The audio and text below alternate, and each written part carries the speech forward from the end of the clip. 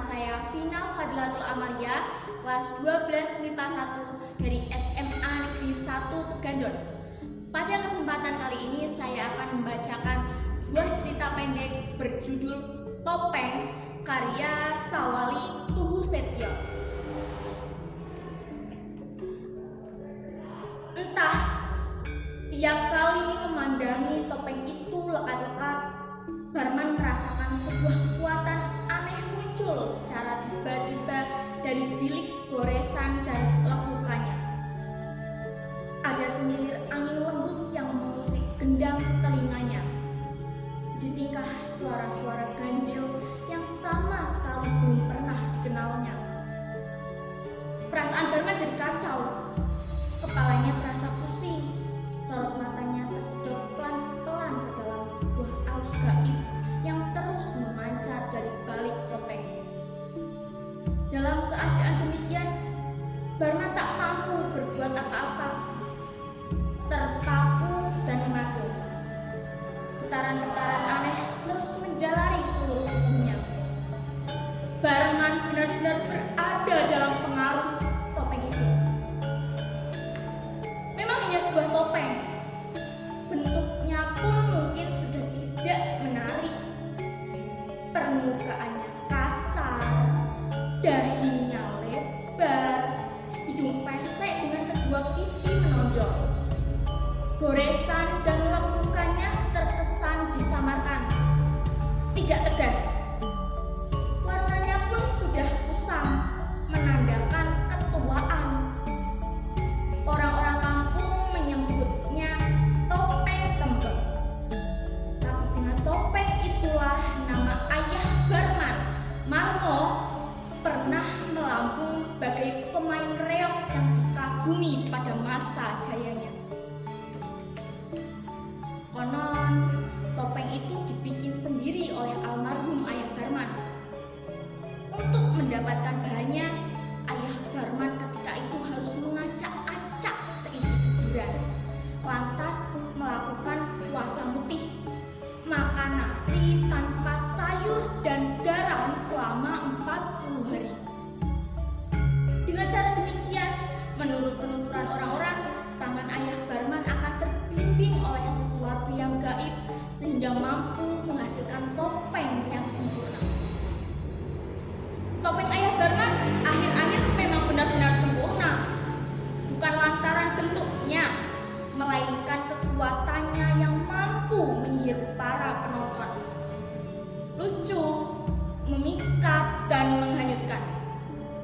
Para penonton benar-benar dibikin terpesona setiap kali ayah Barman bermain reog dengan mengenakan topeng itu.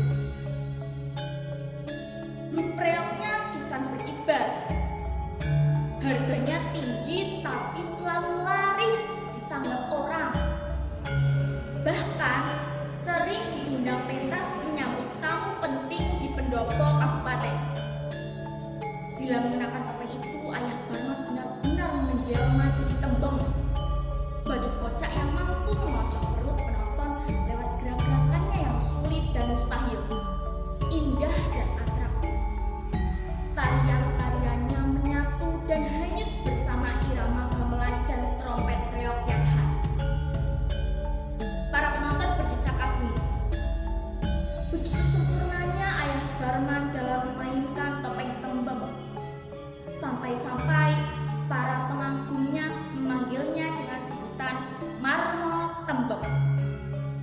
Dan ayah Barman merasa bangga dengan panggilannya itu. Namun, rupanya ayah Barman belum siap untuk menjadi pemain reog yang menyandang nama besar. Uang hasil pentasnya sering dihambur-hamburkan untuk memanjakan perempuan nakal dan memelihara kundik. Bahkan sering ludes di meja judi. Rezekinya jarang nyantol di rumah. Seiring dengan itu, seni reog mulai tergusur oleh berbagai hiburan modern yang terus bermunculan. Jarang, lebih tepat dibilang langka, orang yang mau menanggap reog lagi. Pelan-pelan nama Marmo Tembem pun semakin tenggelam oleh arus zaman yang gencar menawarkan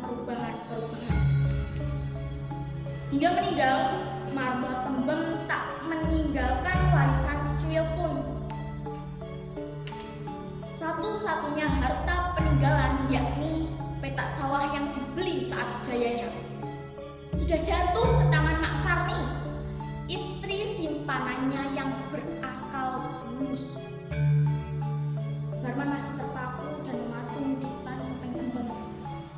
Tiba-tiba saja muncul hasratnya untuk mencoba menggunakannya. Tapi setiap kali jari-jarinya menyentuh permukaan yang kasar, kekuatan aneh yang muncul dari balik topeng itu semakin dahsyat menyedot kekuatannya. Barman menyurutkan langkah ke belakang.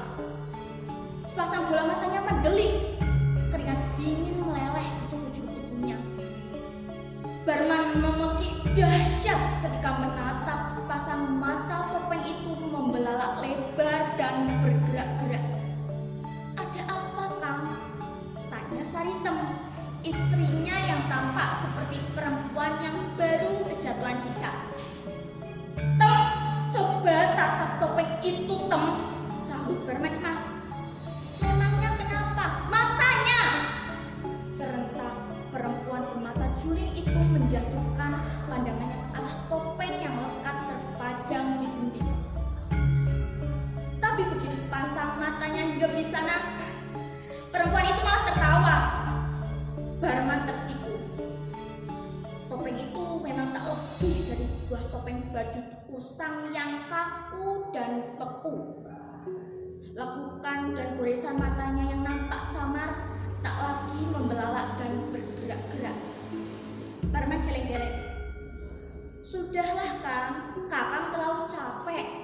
Sebaiknya Kakang istirahat saja.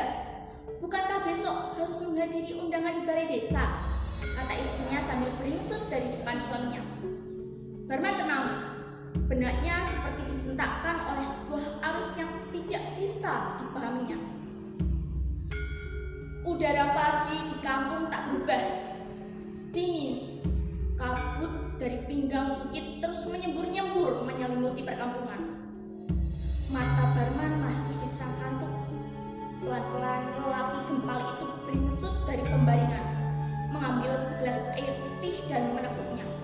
Sisanya disemburkan ke lantai. Sayup-sayup gendang telinganya menangkap kesibukan kampung yang mulai menggeliat. Suara derung motor, lengkingan tangis bocah yang ditingkah hiruk-pikuk suara ternak piaraan. Barman menyambut surat undangan yang tergeletak di atas meja. Sambil merapatkan sarung, Barman membacanya berulang kali di atas dipan, seakan hendak memperoleh kepastian tentang kebenaran isi surat itu. Mata Barman berbinar-binar, benaknya menerawang.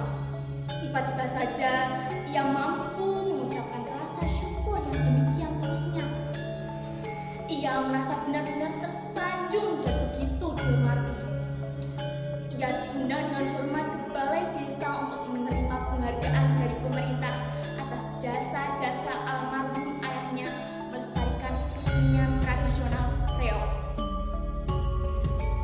Di mata Barman, tiba-tiba ayahnya muncul begitu agung dan berwibawa. Tabiat ayahnya yang keranjingan judi dan perempuan seolah-olah tenggelam di balik surat undangan yang tengah dibaca dan dipahaminya. Berulang-ulang Barman menarik napas lega. Dadanya ditimbuni harapan. Penghargaan itu setidaknya akan sanggup menggeser nasib hidupnya yang kurang beruntung. Lebih-lebih setelah belakangan ini perubahan musim mulai tak menentu. Hasil panen sepetak sawahnya tak mampu lagi menutup kebutuhan rumah tangganya yang membengkak. Tapi harapan indah itu pun pupus di balai desa ketika ia hanya menerima selembar kertas yang diserahkan dengan bangganya oleh Pak Lurah atas nama pemerintah daerah. Saat itu memang ia tidak sendirian. Para awak pemain reog yang kini masih hidup dan para ahli waris teman-teman seangkatan ayahnya juga menerima penghargaan yang sama. Tak henti-hentinya kepala Barman dicecar pertanyaan. Kenapa penghargaan mesti dituliskan dalam selembar kertas. Apakah tidak ada bentuk penghargaan lain yang lebih pantas dan manusiawi? Dengan duit misalnya? Dengan langkah tak bersemangat, barman mengapit selembar kertas itu, lantas menyodorkannya di depan hidung istrinya. Istrinya melengos, uring-uringan. Tiba-tiba saja sepasang mata barman kembali terusik untuk memandangi topeng tembem yang lekat terpajang di dinding. Kekuatan aneh itu muncul kembali dari balik topeng lewat goresan dan lekukannya. Tubuh barman bergetar seperti ada sebuah kuat arus yang menjalar bersama aliran darahnya. Gendang telinganya menangkap sayup-sayup suara yang tak dikenalnya. Suara yang muncul dari sebuah ketersiksaan dan penderitaan, mengerang dan merintih-rintih sekujur tubuhnya. Suara ganjil itu terus mendesing-desing di telinganya, memekakkan. Bersamaan dengan itu, barman menyaksikan kedua mata topeng itu membelalak lebar dan bergerak-gerak.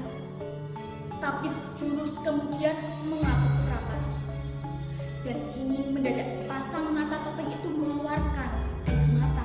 Semula hanya 1-2 tetes, tapi lama-lama menderas dan mengucur bagaikan pancuran. Dan yang lebih menyentakkannya, air mata itu pelan-pelan berubah memerah seperti darah. Seketika itu pula bau anyir darah menyerang hidungnya. Tubuh barman lemas. Kekuatannya seperti dibelejeti oleh sebuah kekuatan aneh yang tak dipahaminya. Sementara itu, suara mengerang dan merintih-rintih, suara yang muncul dari sebuah ketersiksaan dan penderitaan itu terus membombardir telinganya. Gila, secara tiba-tiba pula topeng itu terlepas dari dinding, seperti melesatnya anak panah dari busur. Topeng itu secepat kilat menancap dan menyatu dengan wajah barman, sedemikian kuat mencengkramnya. Barman meronta dan memekik dahsyat. Setelah itu ia merasakan tubuhnya melayang entah kemana. Istrinya bingung. Di matanya wajah barman benar-benar telah berubah, berganti rupa menjadi wajah topeng peninggalan almarhum mertuanya. Spontan, perempuan itu menjerit histeris memecah perkampungan. Kampung gempar, para penduduk berdatangan. Desahan, gumam, teriakan, dan berbagai komentar tumpah campur aduk bersambung-sambungan. Barman jadi tembem, ngeri, jangan ada yang dekat. Barman bisa ngamuk. Celaka, para penduduk tak ada yang memberikan pertolongan ketika tubuh Saritem ambruk di kaki barman. Sekian, terima kasih atas perhatiannya. Wassalamualaikum warahmatullahi wabarakatuh.